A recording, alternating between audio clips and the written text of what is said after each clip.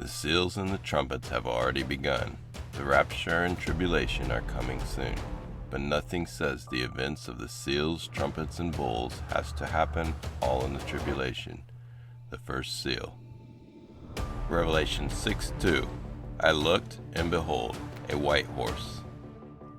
In 1805, Napoleon rode his white horse Marengo. Revelation 6:2. And he who sat on it had a bow. Napoleon had his own bow and Stradivarius violin. Revelation 6:2. And a crown was given to him. Pope Pius VII gave Napoleon a crown to make him emperor. Revelation 6:2. And he went out conquering and to conquer.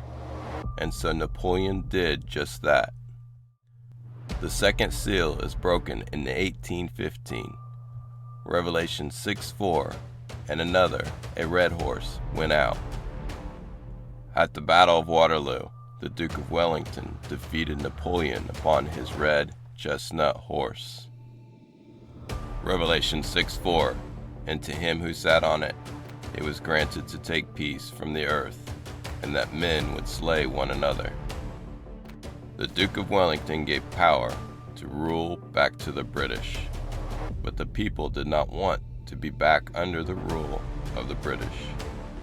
So, the Duke of Wellington's defeat of Napoleon brought about riots and the revolutions of 1820, 1830, and 1848, taking peace from the earth that men would slay one another.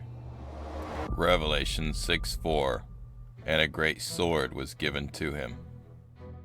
The sword of Napoleon was given to the Duke of Wellington after the Battle of Waterloo.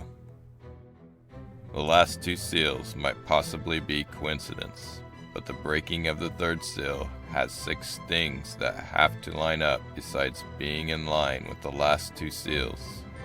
This third seal fully eliminates any possibility of coincidence. Revelation 6:5. I looked, and behold, a black horse.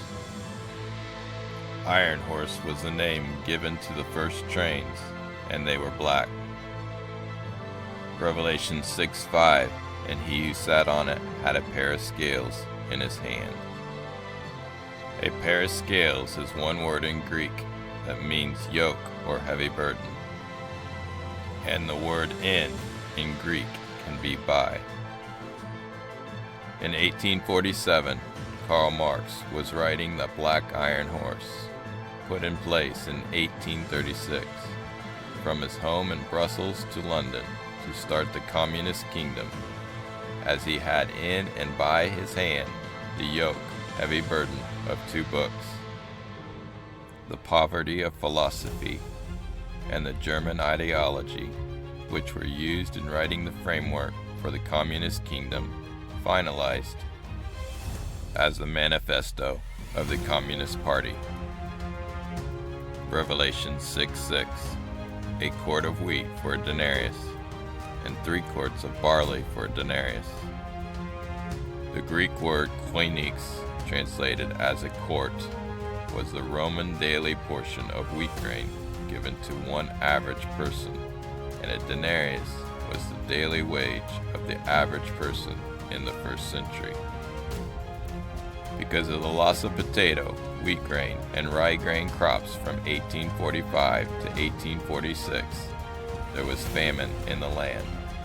At the same time, the British Corn Laws, that continued until 1849, kept the grain prices high and blocked cheaper foreign grains from being imported.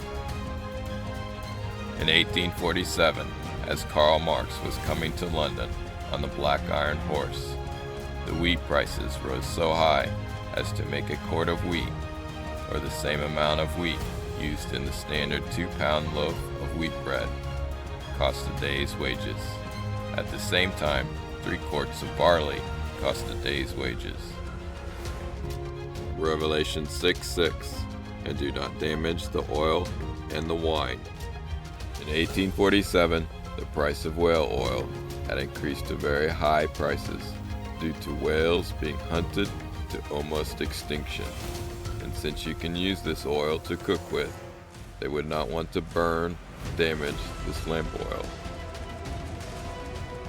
The British Empire's tariffs were so high as to keep all but the expensive wine from being imported into the kingdom, while the local vineyards were few in number. The fourth seal. Revelation 6:8.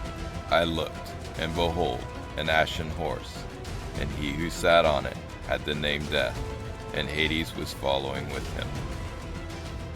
Can you guess who's riding the fourth horse?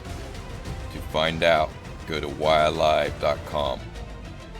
At WhyAlive.com, you will find out what we are about to experience right out of the last book of the Bible, Revelation.